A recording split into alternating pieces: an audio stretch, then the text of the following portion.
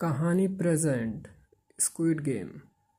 Squid game एक दक्षिण कोरियाई वेब सीरीज है जिसे होंग डोंग निक द्वारा लिखा और निर्देशित किया गया है। ये वेब सीरीज 2021 में नेटफ्लिक्स पर रिलीज हुई थी और इसे दुनिया भर में ज़बरदस्त लोकप्रियता मिली। स्क्विड गेम की कहानी आर्थिक रूप से कमज़ोर और कर्ज में डूबे 456 लोगों के इर्द गिर्द घूमती है, जिन्हें एक रहस्यमय गेम में हिस्सा लेने का मौका मिलता है। इस गेम में जीतने वालों को एक बहुत बड़ी धनराशि मिलती है, लेकिन हारने पर खिलाड़ियों की जान ले ली जाती है। अब पहले एपिसोड में सोंग किंग हुन की मुलाकात होती है, जो कि बहुत ही गरीब है और अपनी माँ के साथ रहता है। वो जुए की लत से परेशान है और काफ़ी कर्ज में डूबा हुआ है। एक दिन एक रहस्यमय आदमी उसे खेल खेलने का प्रस्ताव देता है और जीतने पर पैसे देने का वादा करता है। जी हुन गेम स्वीकार करता है और उसे बाकी 455 खिलाड़ियों के साथ एक अज्ञात स्थान पर ले जाया जाता है। यहाँ सभी खिलाड़ियों को पहला गेम खेलना होता है, जो बच्चों का खेल रेड लाइट ग्रीन लाइट होता है। इस खेल में जब एक गुड़िया पीठ घुमाती है तब खिलाड़ियों को चलने की अनुमति होती है, लेकिन जैसे ही वो पलटती है किसी भी हरकत करने वाले को गोली मार दी जाती है।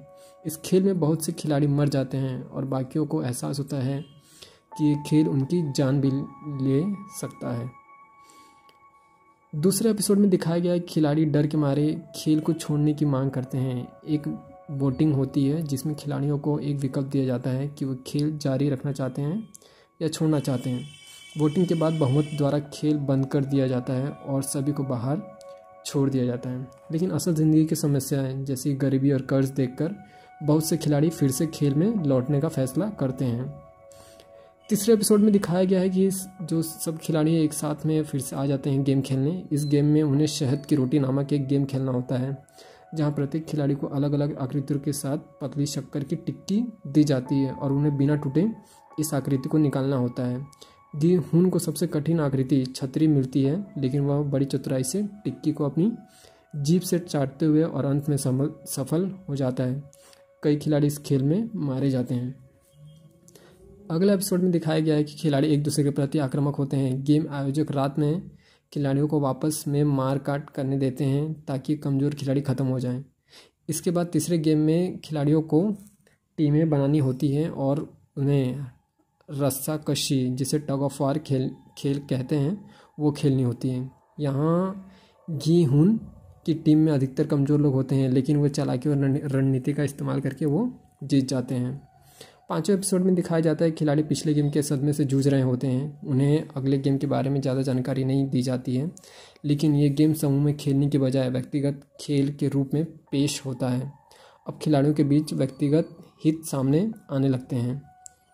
अगले एपिसोड में खिलाड़ियों की जोड़ी बनानी होती है, लेकिन यह एक भावनात्मक खेल बन जाता है क्योंकि जोड़ी में से एक को मरना होता है। गिहुन अपने पुराने साथी ओह इन नम के साथ जोड़ी बनाता है और इन्हें गोटियाँ, जिसे मार्बल्स कहते हैं, उसका खेल खेलना होता है। इस खेल के दौरान गिहुन धोखा देता है और जीत जाता है, लेकिन वह दुखी है क्योंकि वो ओह इन नाम को धोखा देकर जीता है। अगले एपिसोड में वीआईपी को दिखाया जाता है। खिलाड़ियों के सामने पांचवा गेम जो है आता है, जिसमें उन्हें एक कांच का पुल पार करना होता है।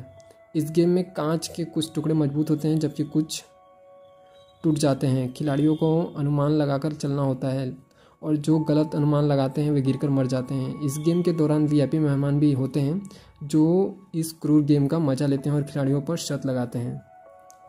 अगले एपिसोड में फ्रंटमैन को दिखाया जाता है कि गुन हुन और 2 अन्य खिलाड़ी बचते हैं। इस एपिसोड में गेम आयोजक फ्रंटमैन की असलियत सामने आती है। पता चलता है कि गिहुन का पुराना दोस्त चो सांगवू भी खेल में बचे हुए अंतिम खिलाड़ियों में से एक है। लास्ट एपिसोड में दिखाया जाता है कि फाइनल गेम के लिए गिहुन और संगून का सामना होता है। इस बार वे स्क्विड गेम नामक खेल खेलते हैं, जो एक पारंपरिक कोरियाई गेम होता है। दोनों खिलाड़ियों के बीच एक घातक मुकाबला होता है, लेकिन आखिर में गिहुन संगून को हरा देता है। संगून आत्महत्या कर लेता है और गिहुन विजेता बन जाता है।